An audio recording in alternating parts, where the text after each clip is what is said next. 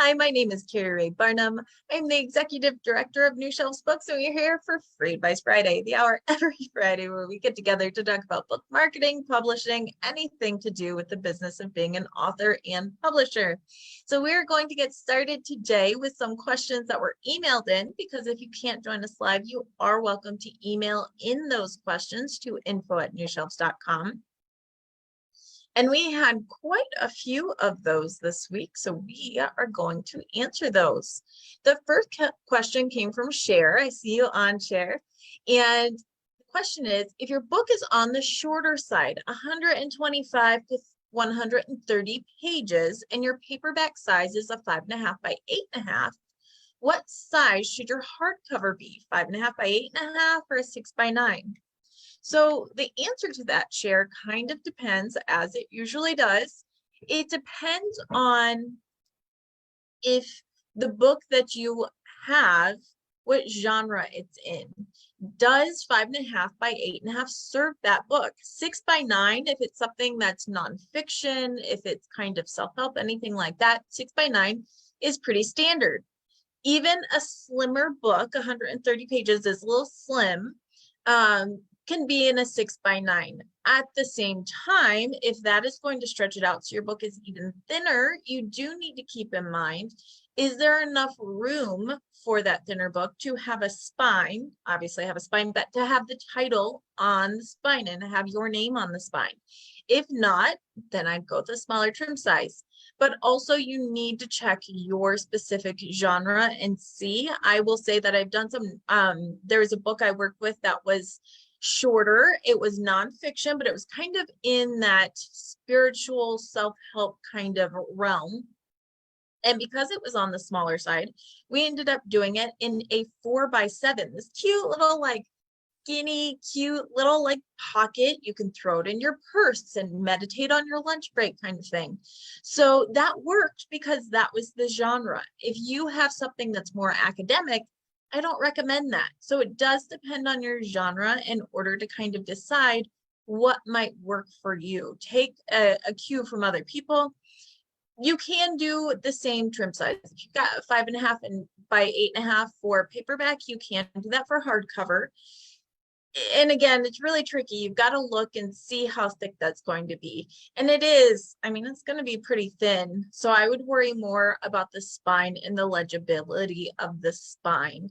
You're probably going to lose, if you go to a 6 by 9, you're probably going to lose a good, let's say 15, 16 pages. So that will make it thinner for sure. About how many hours per week do you think most successful authors spend marketing their books? Oh boy, I have some authors who are very successful who write full time and they market full time. And for that, they kind of split. They do about 2/3 of their time is spent on writing and a third of it is on marketing. And I will say that the authors who are doing really well, who have already established a name, who've got their name out there, they tend, ironically, they tend to market a little bit less because they've got the audience. Now they need the product to sell and they need to write more and new books. I usually encourage authors, it's not about how many hours you dump into it, it's the consistency that you have. I'm a big proponent of 10 minutes a day. If you can give me at least 10 minutes a day, your book is consistently going to get out there. Now, of course, if you are willing to spend more time on your marketing, you're going to get more results because there's more outreach. Your book isn't seen, it can't be bought. And so the more that you reach out, the more that you push it out, the more results you will get. But at the same time, that only is true if when you're pushing it out, you're being creative and finding new markets. You could spend 3 hours marketing your book every day, but if you're marketing to the same audience over and over, you're not going to get any more results than if you spent 10 minutes a day. So a lot of things go into that. I think the consistency, but also the most successful authors I know, yes, they need to market, but what is more of a show of their success is how product they have to sell? How many books do they have? How many courses do they have? Do they do public speaking? What other ways are they generating? Because many times books are the gateway, for nonfiction at least, books are the gateway to your other earning opportunities. For fiction authors, it's all about churning out that next book, making sure that you continue to feed into that. And so I think that really depends. I think that having more product, having something to sell is just as important, and sometimes even more important than marketing it. So minimum of 10 minutes a day is what I recommend. You can certainly do more or bunch it. Maybe it's 10 minutes a day on average, but on Mondays, it's an hour because you're getting your social media set up for the entire week. Part of it is, what are you doing to market and how much time do you realistically need? And it's a fine line between consistency and burnout. You want to make sure that you're not doing so much that then you're just like, I'm done, I can't do anymore. But if you can consistently go out there, and if you can kind of say, you know, like, I'm going to do my 10 minutes of the things I have to do, and then I'm going to do a half hour of the fun stuff that I like. Maybe I really like TikTok videos.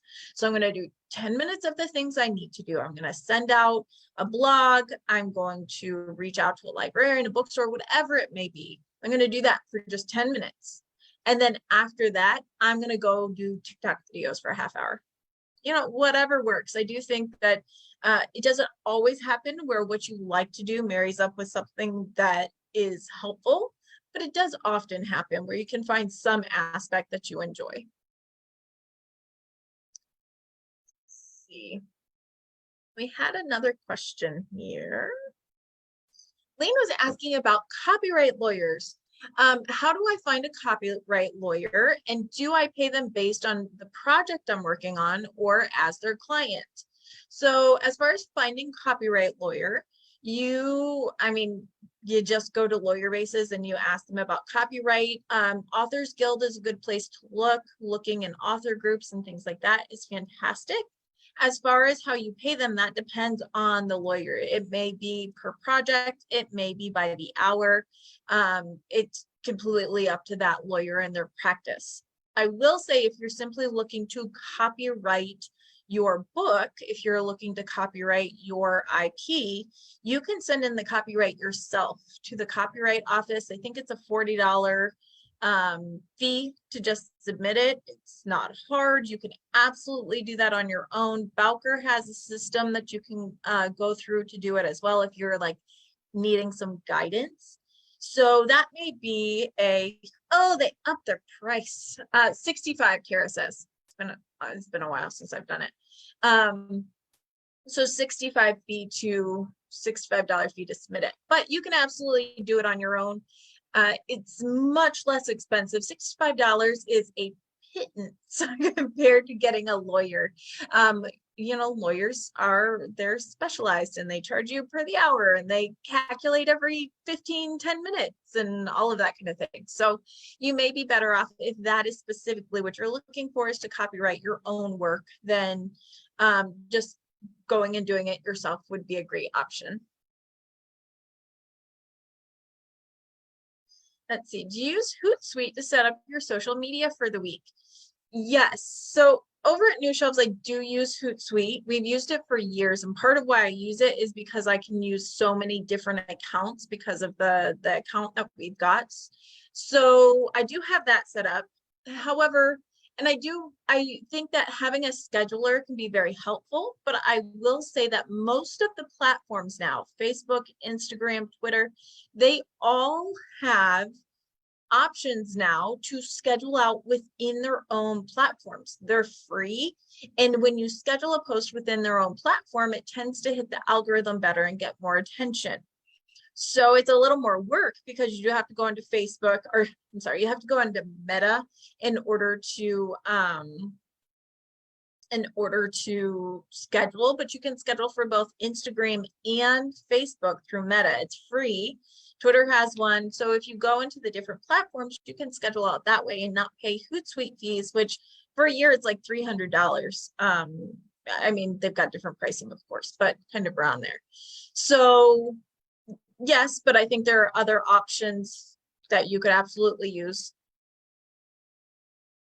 Let's see, what do you recommend calling an upcoming book talk? A reading talk, a signing? I recommend calling it the best party ever. I think that depends on what you're doing. Are you reading? Are you talking? If you're talking, what are you talking about? Is it a signing? Will there be book sales? You know, I think it depends on exactly what you're doing in order to frame it in what you're doing. A reading is fine. That tells people that it's not just coming by my book. You're actually going to be reading, and typically then there's a set time, which is helpful, because if you say I'm doing a book signing, come see me, people will just show up whenever. I am people. You just show up whenever, and they're like, well, you know, you said between 10 and 12, so I showed up at 11:27, because they can. But if it's a reading and you're doing that at a specific time, if you tell me, hey, Keri, I've got a reading for my book at the local library, it's going to be at 10:30, I will be there at 10:37, because that's just how I roll. But they're actually going to show up at the specific time for the reading, not show up afterwards and then miss out on that part, and it's more scattered. So it depends on your event, how structured it is, that kind of thing. Is it a discussion? Is it something where you're kind of inviting people to come back and forth? Is it something where you are just on a stage talking to people? Are you going to be signing books? Will books be sold there? All of those things, I think, go into what you call it.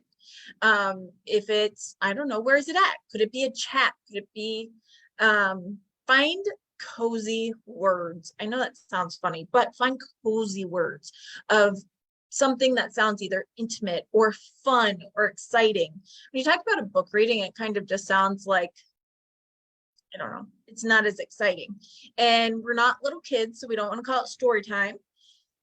But a exploration or something, I don't know.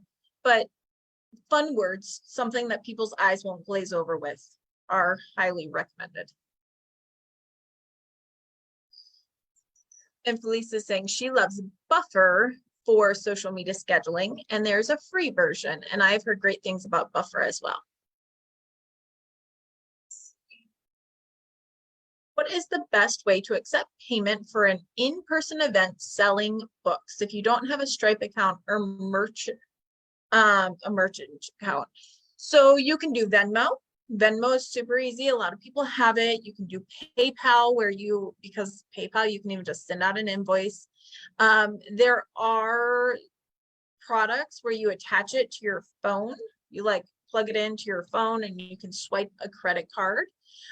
You can get a swipe for PayPal. So there's just a plug-in. This is a plug. You can get a plug-in and then you can swipe and use it for different things. Square, Felice is saying. So there are a lot of different options. It depends on what you're hooked up for. Most of them will have some type of fee. It just is. Even like Venmo is now tracking, and anything over $500 you'll have to pay taxes on. And you actually get a 1099 that you've got to do and all that kind of stuff. So it just depends on what works best for you. Cash is always king, although a lot of people don't carry cash anymore. So those are kind of the options I'd look into, depending on your audience too, though. Venmo works great for a lot of people. However, I'd say if you're under 50, you probably have a Venmo account. If you're over 50 or your audience is over 50, dicey. They probably have a checkbook though. Not that I recommend you take checks, but you see the difference there. And I apparently should be a 60-year-old woman because I have a checkbook in my purse right now. And so I think it depends on your audience. If you're trying to push Venmo or something like that and your audience is older, you're probably not going to get the same reaction. Whereas if you're with a bunch of 20-year-olds, I mean, they've all got Venmo. So that's why I have it, because my younger cousin was like, Keri, it's time. And so I think it just depends on your audience there and what you're willing to do, if you're willing to pay fees, what the fees are and all that good stuff.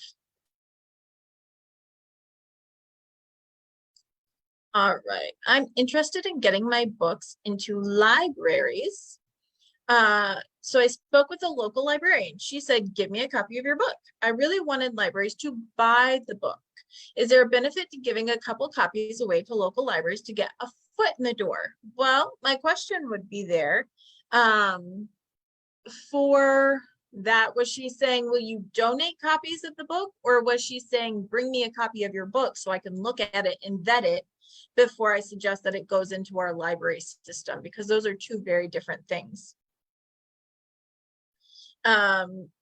So she was saying to donate the book. That happens sometimes. My personal philosophy is always try to sell the goods first. However, if someone asks for a donation, especially if it's somewhere local, I typically will say, sure, I'm happy to donate a copy, 2 copies, whatever it is, if it will get into the library system. And the reason is that you got to start and build up somewhere. And if it gets into the library catalog, which can then be seen in WorldCat, which then can be seen by other librarians, it gives you more credibility when you reach out to other librarians. So I never just offer donations right away, but if a librarian does ask for a donation, usually, especially if they're local, I tend to be pretty open to that, because I think that having the local exposure, being able to tell people locally, like, hey, go check out the book. I don't care if you already bought your copy, go check out the book, just so it gets that in and out and that exposure and kind of stuff. You can be featured on local walls and all of that. So I would tend towards yes if they asked for it. Personal decision. Yeah, so Terry's saying, so often when I donate to a library, it goes into their library sale, which does happen sometimes, which is why, again, I never just offer to donate, because that's usually when you say, oh yeah, I'm just happy to donate my book, it usually they're taking as you're going to donate it and it'll go in the library sale. But if they're specifically saying, if you donate a book, it will go in the library catalog, and I would clarify, then yes. Yes, and Jane's got a great suggestion. Get a local patron of the library to suggest a title. And I love doing that. If you're not local, or if you've got other people, having someone else request the book, someone who actually has a library card in that system to request the book, or, you know, I've been wanting this book and I can't find it. Can you help me find it? And you give them the title, and no, we don't have that one. Let me see if I can order it. Libraries are very likely to order something that locals are asking for. So that is a great way. If you've got family in different states and different places, a lot of libraries have an online form that you can fill out and request a book be put into the system. Some of them, to kind of vet to make sure that you are a local library patron, will actually ask for your library card number to verify that. But that is a fantastic way to get into a library system, is having locals ask for it. Let's see, I've got another question on email I don't want to miss. There we go. I see you. All right, Jessica had a question. Thank you so much for your help in answering my previous free advice questions about the rom-com market. We talked about this a little while ago, about rom-com and chick lit, women's fiction, women's literary fiction. I know Amy said we don't call it chick lit anymore. I think that's more in the literary world. We're moving away from calling it chick lit, but I will say that it's still a category and quite a few things that readers may look for. So there's that to consider. And so Jessica's asking, I've been looking at the bestseller list across markets as you'd recommended, but my question is, when conducting market research, there are data analysis tools available for Amazon, such as Kylytics, Publishers Rocket, KDP Rocket, as well as Kindle Spy. These are all focused on Amazon. Do you know of any that are focused on other markets? Otherwise, is looking at bestseller lists the best way to conduct research? So there is a tool that kind of goes across all markets, but it's expensive. There is something called Nielsen Book Scan, and Nielsen Book Scan can give you the sales numbers for any title that has an ISBN out on the market. However, a subscription is like thousands of dollars a year. Not exactly, it's just not cost effective, obviously. What you can do is look at Amazon. Yes, look at those things, which has, by the way, Amazon's got 60% of the print market and 91% of the ebook market. So looking at Amazon does give you a good look at what's selling, what's trending, but also pay attention to other bestseller markets. Looking at USA Today, New York Times, those bestseller lists that come out weekly are based on sales. So USA Today, New York Times, the Washington Journal, I think there's quite a few different bestseller lists that you can look into and kind of follow that way, keeping in mind that those lists aren't specific to one genre, but you can still see kind of what's trending, what type of women's fiction is hitting that list and what's making it big. So that's what I'd recommend, but most of the time it is pretty focused that way. I will also say, check out your bestseller list on Kobo and on Barnes and Noble. I don't know of any handy tools off the top of my head that pull data from Kobo or Barnes and Noble, but you can go directly onto the bestseller lists on Kobo, on Barnes and Noble, and through that you can go ahead and kind of see what's selling there. If you go to Barnes and Noble, I will actually share my screen.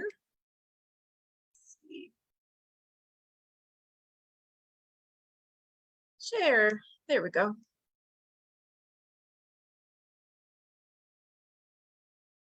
All right, so if you go here over at Barnes and Noble and you check this out, there's the bestsellers list, and you can look at the bestsellers list, which has for fiction, nonfiction, ebooks, audiobooks, teens, like they've got it broken down. So you can do ebooks, and if you do this, it then tells you the top indie, the top ebooks.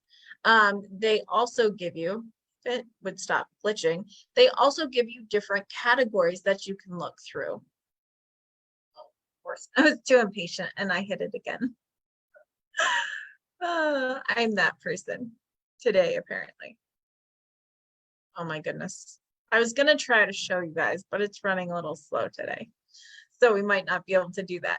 But you can do that. And Kobo has the same thing. If you look at Kobo, they also have bestseller lists that you can research. And so you can then go, maybe it's my internet. Maybe it is me. That might be it. Let's see. There we go. All right, so you can see best of the month, trending now. You can also browse by categories, etc., etc. All right, so then you can kind of see through that and check that out. And there's different things trending now in romance, trending, you know, different things that they're checking out. So I'd recommend that if you're kind of looking to go outside of that. I've seen this Donut Fall in Love book cover quite a bit lately. It just makes me want donuts every time. I don't even like donuts, and I want donuts. All right. See another question. Ooh. I had an email. I swear I did. All right, another question was about press releases and how to distribute a press release. I've gotten this question like 3 times in the last 2 weeks, I think. So if you have written a press release, the best way to send it is, number one, if you've written a press release, just send it to your local newspapers. Send it. I definitely, when I have a press release, I recommend that you have like your national press release that you send out everywhere. And for that, you can use somewhere like Newswire, 24/7, press release, press cable. For a small fee, they will kind of blast it out to get that out there and to put it up where other news outlets can pick it up and put it on their website, which is a lot of exposure. It's good for SEO.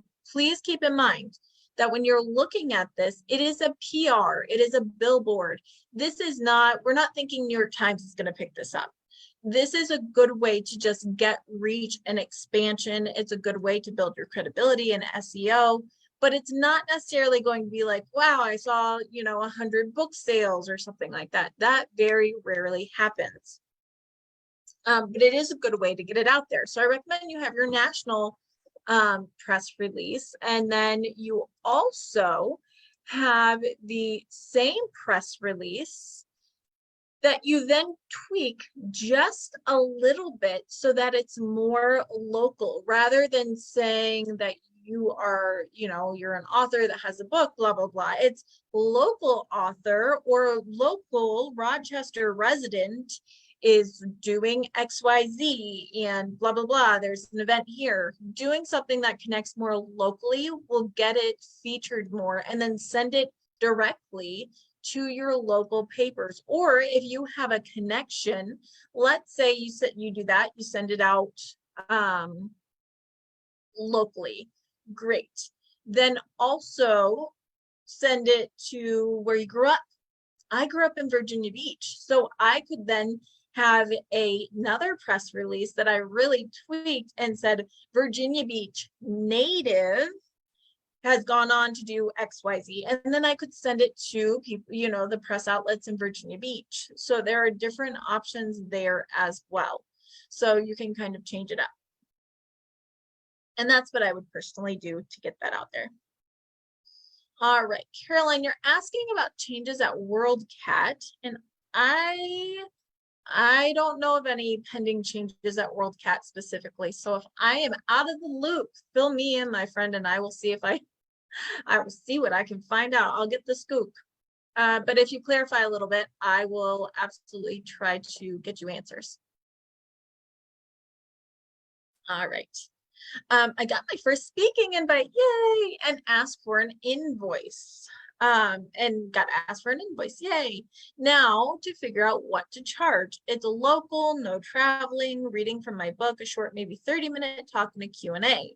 Do you have any suggestions on how to determine what to charge?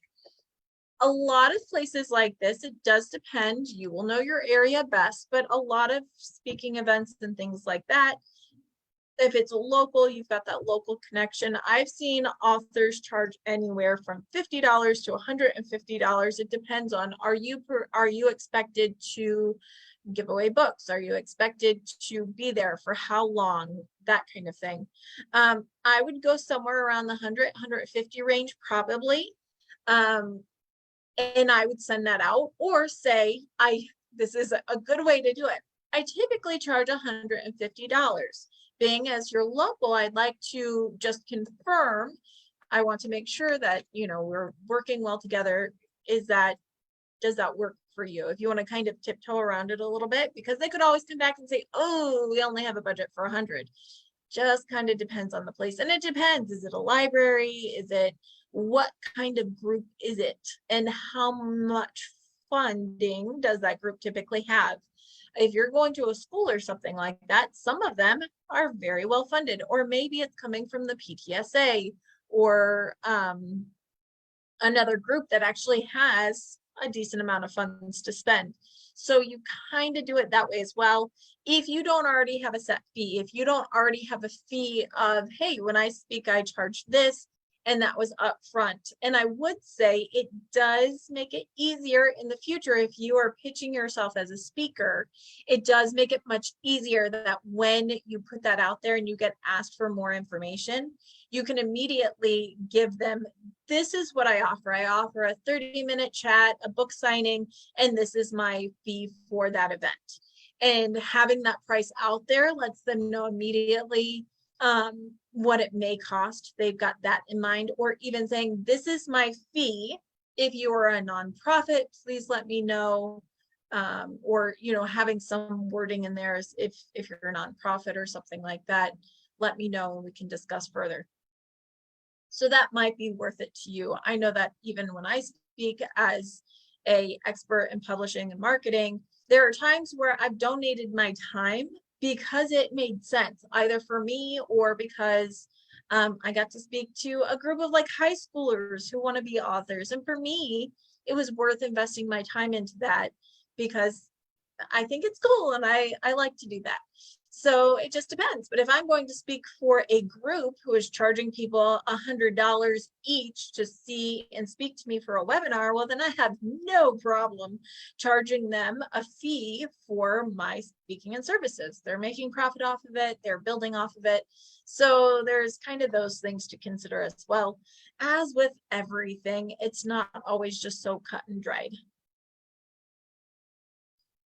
And let me see. This one kind of makes me laugh. There is a question of, and it happened recently, which is why it makes me laugh. There is a question of, if you get a BookBub deal, or if you get a Hidden Gems, or if you get something like that and it's scheduled and you miss your date, if you forgot to discount your book and you were signed up for the Fussy Librarian, what do you do? Is it just lost? Sometimes it is. I had an author recently, it's happened twice recently, actually. I had an author recently who was using a Kindle Countdown deal, and then they were doing a bunch of promotions, including a BookBub with internationally, and the discount did not go into effect early enough. So BookBub said, hey, your book's not discounted, so sorry, you missed out. And that stinks. And she wrote back and was like, you know what? It was on this deal. I'm so sorry. The automatic process just fell through. And they're like, that's okay. We will rerun your BookBub, but you have to pay us a second time. So they were willing to give her another opportunity, and they were willing to go through and give her the promotion, but essentially they missed out on the income, or they, they'd make their quota for that day. So they were making her repay it. On the other end, I have someone who recently got offered a BookBub, did not see it, went to their spam, whatever happened, did not see that BookBub offer, so they didn't accept that offer, and the time ran out. I was like, let's check your account. And we checked their account, and there was a BookBub offer that had expired. And so they reached out and said, we are so sorry, did not see it. Is this still available? Is this offer still available? And BookBub did give them, again, they were like, yeah, we've got another date. It's coming up here. You can still do the same deal. The difference was one was booked already and one was just an offer. The offer was available again and they did rebook it, and the other one had already been paid for and it just didn't discount. And it was kind of like, sorry, you're out of luck, and that stinks. And I've seen that in both places, with Fussy Librarian, Bargain Booksy. I've seen that with BookBub, of course. So it just kind of depends. Hidden Gems, if you missed out, you missed out. Sometimes they'll get you back in, depends on their schedule. And I have to say, with BookBub, I have seen where they say, hey, you missed out and we don't have a spot for you back on our calendar. It's just not going to work out. So I've seen that as well. Doesn't hurt to ask, though. It never hurts to ask if you miss it, if something happens. It doesn't hurt to ask, because sometimes you're pleasantly surprised and they will give you another chance, which is great. A question about the book commentary. Do I recommend it? The book commentary is not typically on one of my, it's not like my go-to. I don't think it's bad. I think you can absolutely, the book commentary is like a book review site, and you can submit your book for review. So I don't have no negative feelings for it, but here's my thought on it. The book commentary specifically only publishes 4 to 5 star reviews. They don't publish anything lower. And sometimes that means they simply just won't review a book. They're like, yeah, not going to happen. However, when you have a review outlet that only publishes positive reviews, I think the credibility drops a little bit. I don't think it's going to hurt you to have it, but as far as using it for PR and marketing, I think that your credibility drops a little bit because everyone knows that if you got a review there, well, they don't publish anything less than a 4 to 5. And I think that people tend to think that they are nicer in their reviews because of that, because they have that policy. So it's kind of like reader's favorite. Is reader's favorite, having a reader's favorite review, going to hurt you? Absolutely not. I mean, everyone can submit, you guys. Reader's favorite has a free submission where you can submit for 1 free review per book. So you can go and you can submit it. And if you get a great review, great. It's not guaranteed, so someone may not pick it up, but typically I've seen a lot of reader's favorite reviews. But anyway, same thing. Reader's favorite is great. Is it going to hurt you? No, it can be great if that's your first review, your only review. However, if you bring a reader's favorite review to Barnes and Noble, they're going to take it with a grain of salt. Same thing. They typically only publish higher rated reviews. They only, it's not as credible as, let's say, Publishers Weekly or Kirkus or something like that, because it's just not the same. It's not the same platform, and it's not the same stringent policy. So all of that to say, I think the book commentary is fine. If you want to submit your book, absolutely. But I don't think that it's as credible as some other opportunities. So it would not be my front runner if I was going to use it in marketing. All reviews I think are good. I can even say that sometimes when you got reviews that are not totally positive, sometimes like, hey, that's okay because it's still a review. It's still helping your numbers. And sometimes reviews that are not completely positive give some credibility to your reviews, because not everyone's going to love your book. Not everyone's going to love you. It's just how it is. What Kate loves, I may not love. What Jane thinks is fantastic, I may think is boring. That's just real world. And whether it's people or a book or something like that. And also, when you get reviews, kind of going off on a tangent here because that's what I do. But when you get reviews and there are reviews and people say they don't like your book or it wasn't good or whatever, I think it's really important for authors to realize that that's not a judgment of them. I could think you are the most absolute awesome, cool person in the world, but I really don't like your shirt. Doesn't mean I don't like you. Doesn't mean I'm judging you. I just don't like your shirt. Same thing with books. I think sometimes authors take it very much to heart. I've talked to many authors who get a bad review and they get so upset, and they call me. They're like, Keri, it's awful. Look at what they said. And I'm like, you know what? That's okay. Not everyone has to like it. And I know that your writing is very intrinsic to you and you put a lot of time in it, a lot of effort into it. And it's hard not to take those things personally. But, there are different people who like different things, and it's not a judgment of you. Sometimes it just didn't jive. Sometimes I do not like creepy horror film stuff. It doesn't mean that the actors in it are terrible. It means it's not my thing. So I think that's really important for authors to kind of realize and take to heart as well, is that a poor review of your book is not an attack on you yourself. It is just someone's opinion of what they like to read. And I know that's hard, but I think it's important to remember. Looking for more marketing ideas. We're all looking for more marketing ideas.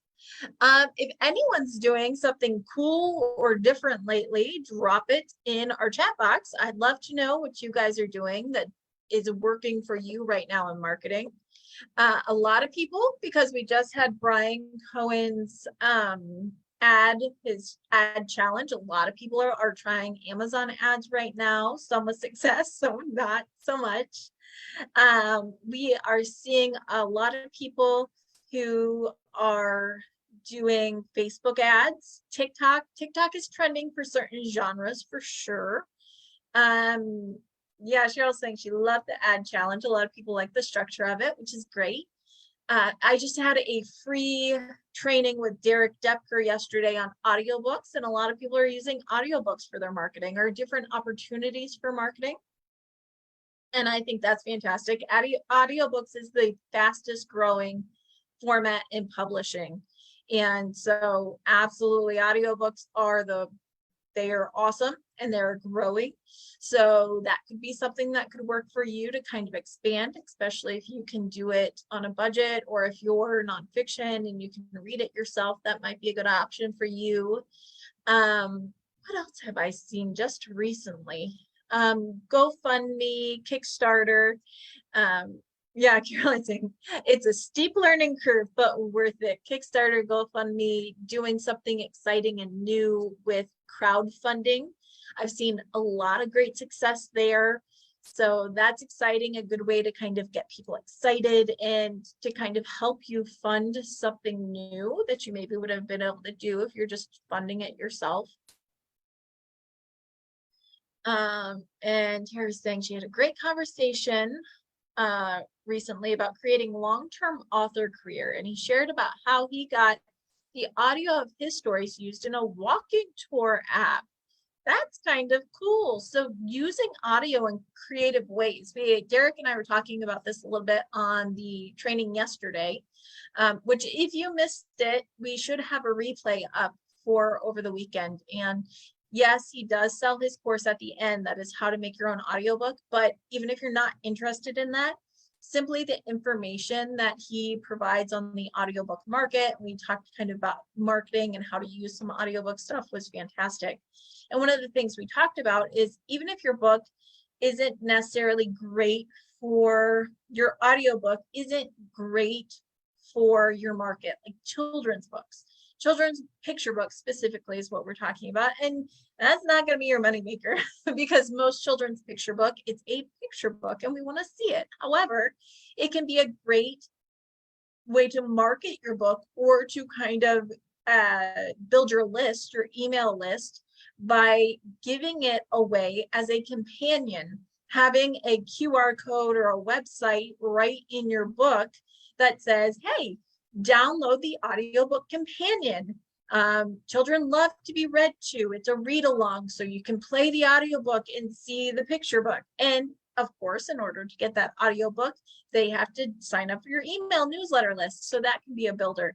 Using your audiobook for a walking tour app, using it in different ways can be super creative. And I love that. I think it's all about, there will always be some tried and true methods in publishing for marketing, but I think it's all about how you can pivot and shift a little bit and how you can be creative. Sometimes it's a brand new idea, and sometimes it's taking something that's tried and true and putting a twist on it. What can you do just a little bit different that will stand out from the crowd? And I think that is really important. And Amy and I were even talking about this, Amy Collins and I were talking about this in publishing. Genres have pretty much been around for forever. And do they shift a little bit? Yeah. There's a lot of books out there. So what makes a book stand out? It is something that people love. It's a tried and true rom-com. It's a tried and true, historical fiction. But then what makes it stand out, what makes it sell, is just the smallest twist. Something that's just a little bit different that people are willing to accept and take, and they're excited about, but not so far out of the realm that they're turned off by it. And I think it's true in publishing and writing and genre, and it's the same with marketing. What's tried and true works, but you've got to stand out in the crowd, and being a little bit creative can help you get there. Caroline saying, I've seen children's authors do really well on TikTok reading their children's books out. Absolutely. Reading your children's books out as like little snippets. I've even heard of like fiction authors doing that, where they just read a page. There was someone who said this was a romance author, which is very popular on TikTok anyway. She would read a page a day, or a page of video. I don't know if she's doing multiple videos and putting them out like 3 videos a day, but a page. So people essentially, I mean, think about it. If you have a 200, well, let's go on the small side. If you have a 200-page novel and you're reading a page a day, people who get into the story essentially have to follow you for almost an entire year. And so they want to subscribe because they want to see what happens next and they want to see the next part. And so it's one of those things where I could see some people getting totally annoyed and being like, I'm not going to follow this lady and see her every day to read one page of her book.